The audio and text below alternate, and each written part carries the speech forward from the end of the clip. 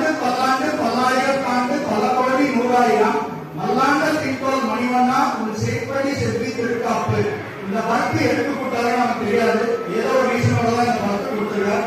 இந்த பக்தோட மீனிங் நம்ம புரிஞ்சுக்கணும்னா அவர்கிட்ட சரணாகதி அடைஞ்சா மட்டும்தான் நம்ம புரிஞ்சுக்க முடியும்.